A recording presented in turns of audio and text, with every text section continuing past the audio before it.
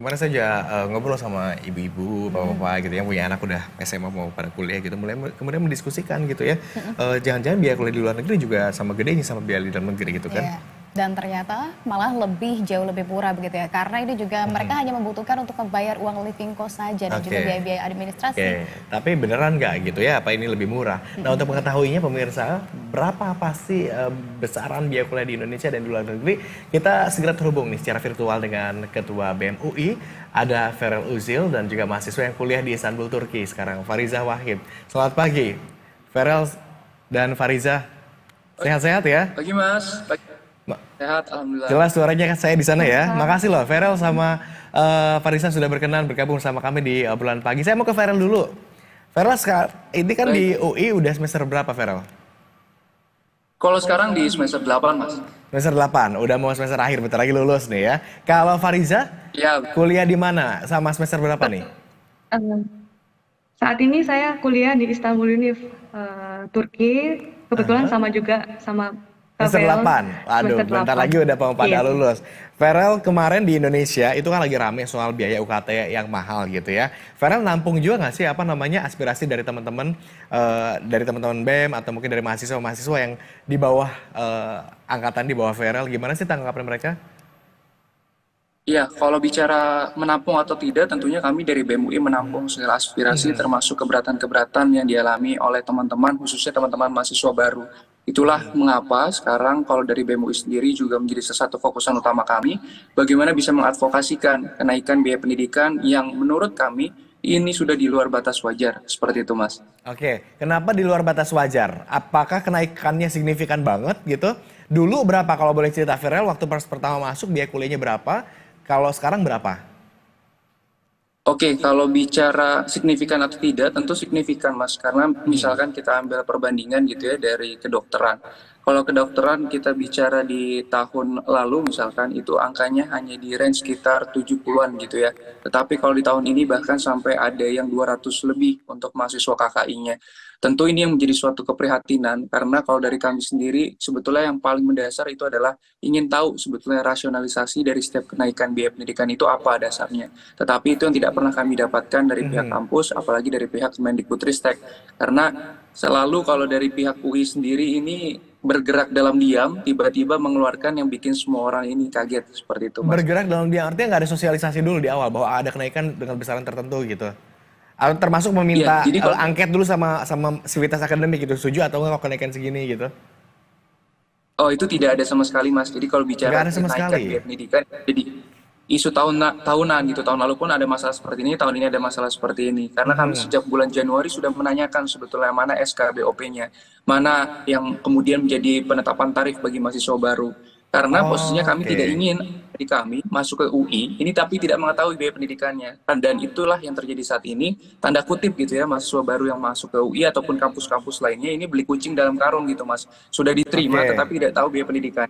Kemudian ketika tahu biaya pendidikannya itu sangat mahal. Oke. Kita kalau gitu ke Fariza dulu deh saya. Di Indonesia nih Fariza banyak mahasiswa yang mengeluhkan UKT yang mahal. Nah, kalau di Istanbul berapa emangnya biaya kuliah di sana per tahunnya? Tadi dengar mungkin dari Ferel macam-macam bahkan ada yang sampai 200 juta gitu ya.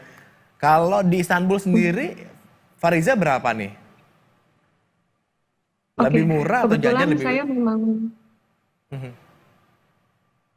kebetulan karena saya kuliahnya di kampus negeri, jadi itulah yang menyebabkan kenapa saya untuk eh, memutuskan untuk kuliah di sini gitu ya. Karena notabene memang dari awal saya sudah tahu gitu biaya berapa yang harus saya keluarkan ketika saya melanjutkan pendidikan di sini.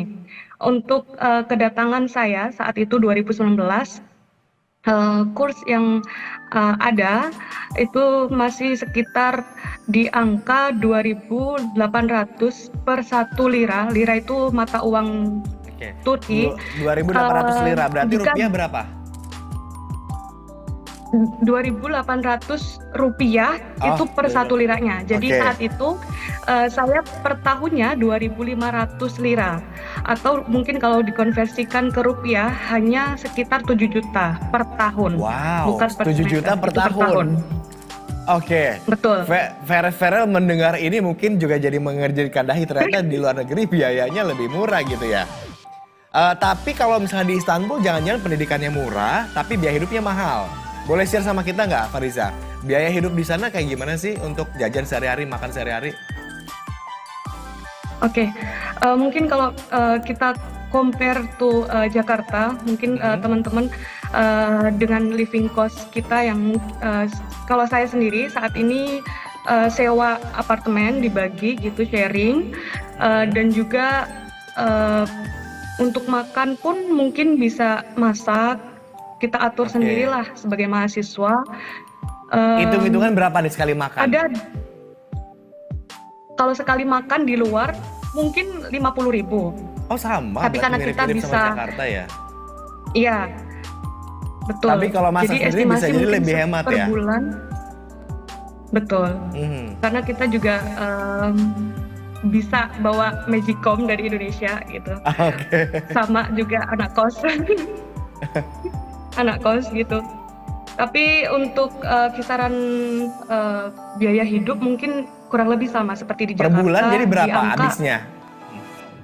Iya, 5 sampai 6 juta. Kurang lebih 5 itu sampai sudah 6 termasuk juta. Biaya apartemen, transportasi, makan. Seperti itu. Kita dengar dari sumber utama yang memang tinggal di luar negeri, khususnya kita di Istanbul ya ini. Kemudian besaran biaya pendidikan, kemudian juga biaya hidupnya di sana. Saya mau balik ke Farel kalau gitu.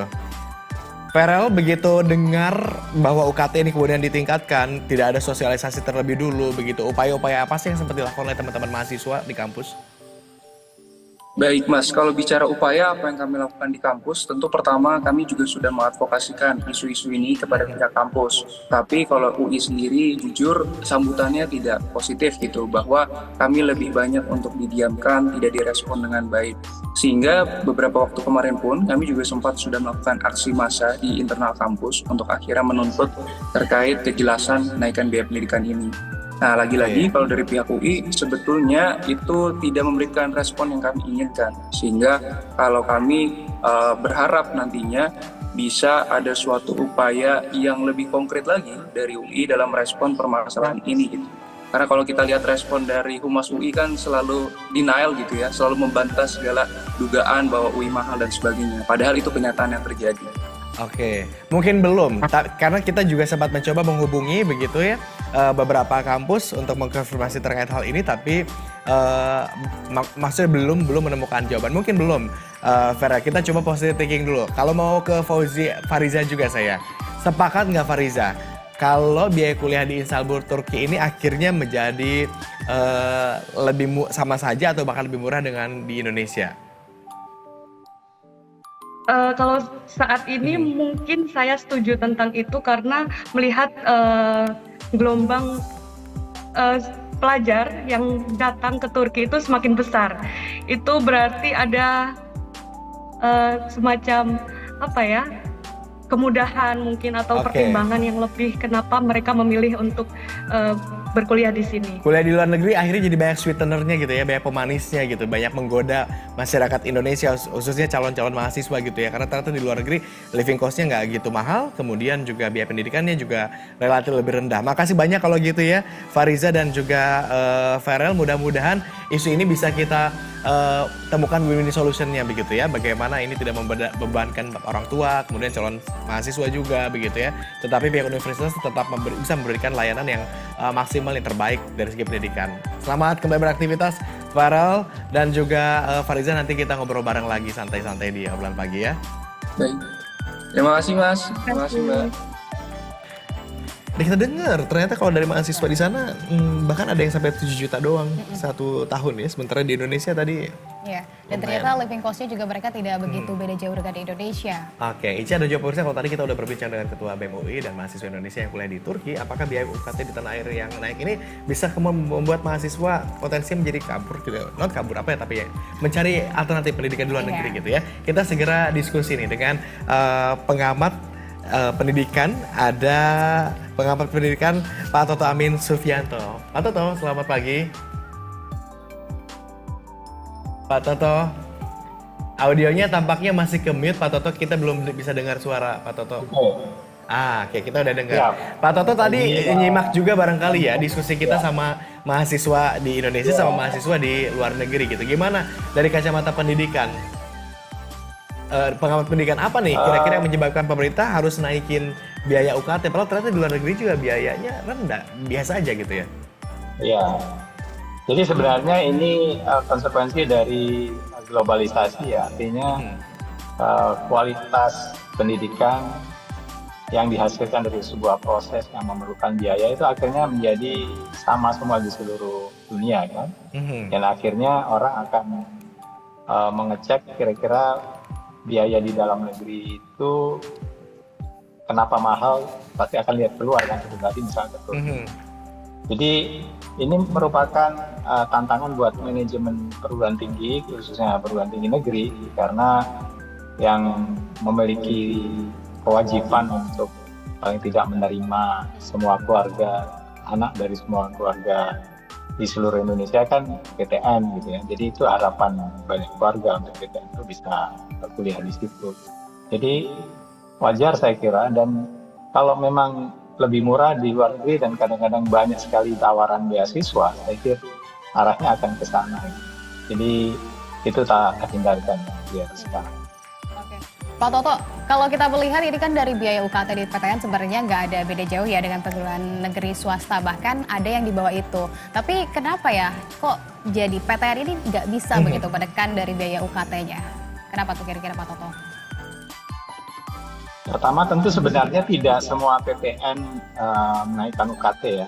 Ada beberapa PTN yang tidak menaikkan UKT sejak tahun 2016. Dan bahkan banyak sekali PTN sebenarnya yang sudah mendiversifikasi aliran pendapatannya, income streaming-nya. Jadi ada dapat info dari salah satu rektor bilang bahwa uang kuliah itu hanya 23% dari total biaya operasional. Kemudian 33% dari subsidi pemerintah, dan sisanya mereka harus cari sendiri. Jadi itu sebenarnya idealnya pengelolaan sebuah perguruan tinggi seperti itu. Jadi jangan membebankan semuanya pada uang kuliah. Itu pendapatan tradisional saya sebutkan. Kalau mengandalkan uang kuliah, yang jadi korban tentu banyak keluarga menengah bawah yang tidak akan bisa mengirim anaknya kuliah. Jadi, Oke. Pak Teto dan juga pemirsa, sebelum kita lanjut diskusi ngomongin biaya kuliah gitu ya, kami akan ajak pemirsa juga untuk melihat data biaya kuliah di Indonesia ya. Dan di Turki kita coba lihat perbandingannya dulu nih pemirsa ya, data perbandingan dari kisaran biaya kuliah di Indonesia. Yang pertama kita lihat kisaran biaya kuliah di Indonesia. Nah, Universitas Gadjah Mada ternyata ini kurang lebih ada 26 juta rupiah per semester. Kemudian Universitas Indonesia bisa sekitar 20 juta rupiah per semester. Kemudian IPB kira-kira 24 juta rupiah per semester. Kemudian ITB nih di Bandung, biayanya 25 juta rupiah per semester. Sedangkan Universitas Padjadjaran mencapai 20 juta rupiah per semester. Nah, yang perlu diingat ini biaya ini tergantung dari fakultas yang dipilih ya, beda-beda.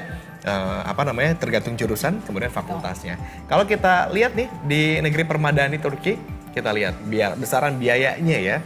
Ini di Middle East Technical University misalnya, kurang lebih 15 juta rupiah per semester. Sedangkan di Istanbul Technical University sekitar 4.600.000 per semester. Kemudian untuk Bogazici University ini 19 juta rupiah per semester. Lagi-lagi biaya ini tergantung fakultas yang dipilih ya, tapi tadi kita sudah dengarkan rentannya. Kita juga tadi dengarkan dari narasumber langsung mahasiswa yang kuliah di sana gitu ya, hanya 7 juta rupiah per semester. Saya mau kembali ke Pak Toto kalau begitu. Pak Toto, kalau melihat komparasi perbandingan biaya ini gimana Pak Toto? Ternyata di luar negeri aja bisa ditekan biaya kuliah. Sementara di kita justru dinaikin. Bukan ditekan ya, tapi di luar negeri relatif lebih rendah gitu. Kenapa di kita cenderung dinaikin terus? sebenarnya Mas Agung biayanya sama kan seharusnya ya. Tetapi kenapa mereka bisa menarik uang kuliah lebih rendah? Karena pendapatan mereka itu sudah beragam, tidak hanya mengandalkan uang kuliah. Gitu ya. Saya beri contoh misalnya mahasiswa di Universitas Harvard di sini, di Boston. Itu kalau mereka kuliah itu sebenarnya hanya membayar sekitar sepertiga dari uang kuliah sebenarnya. Sisanya itu ada dari endowment fund, dari donatur, dari uh, kolaborasi universitas dengan banyak pihak gitu ya. Jadi universitas itu jangan mengandalkan income-nya hanya dari uang kuliah. Jadi banyak riset, pengabdian masyarakat yang bisa dikerjasamakan dengan pihak luar. Itu sebenarnya. Oke. Tapi bagaimana Pak Toto kemudian untuk win-win solutionnya agar ini kampus tetap bisa otonom, akan tetapi biaya UKT juga tetap wajar begitu, sehingga ini juga tidak berdampak buruk ya dengan citra pendidikan di tanah air, terutama bagaimana kalau nantinya banyak mahasiswa yang malah memilih untuk kuliah ke luar negeri, Pak Toto? Iya, ya sebenarnya pemerintah dalam hal ini Kemendikbud dan Dirjen Dikti itu sudah memberi tahu sejak lama ya supaya kampus siap-siap ketika subsidi berkurang. Nah, cuman mungkin beberapa kampus terlena dengan uang kuliah yang bisa ditarik makin tinggi setiap tahun. Sementara ada kampus-kampus kampus negeri yang bekerja keras untuk mendapatkan jenis pendapatan yang lain yang bisa menutup kekurangan ketika tidak perlu menaikkan uang kuliah. Jadi kalau buat skenario buat kampus yang mungkin terlambat, jadi memang tidak ada pilihan lain, dia harus melakukan efisiensi ya. Dan mungkin kalaupun menaikkan juga jangan terlalu tinggi, karena menaikkan terlalu tinggi itu akan berefek kepada mereka juga. Nanti orang akan menghindari kampus yang mahal itu tadi. Jadi bisa pilih kampus yang lebih murah, PTN yang lebih murah ataupun BTS yang lebih murah, atau kalau anaknya cukup cerdas bisa berkompetisi di luar dari beasiswa gitu. Atau bisa ke Turki seperti tadi. Jadi artinya akan memukul balik ke kampus-kampus yang menaikkan UKT-nya terlalu tinggi menurut saya. Oke, Pak Toto makasih banyak kalau gitu sudah berbagi insight-nya pagi hari ini. Mudah-mudahan ini bisa membuahkan hasil jadi gambaran juga begitu ya bagi Civitas Akademika, kemudian juga bagi para orang tua untuk semua sama-sama bersiap, sama-sama kita temukan solusi jalan tengahnya seperti apa. Nanti kita ngobrol-ngobrol lagi, Pak Toto. Selamat kembali beraktivitas. Kita akan jeda dulu pemirsa, tapi kita masih punya informasi lain. Jadi tetap bersama kami di Obrolan Pagi. Harapan informasi pagi ada.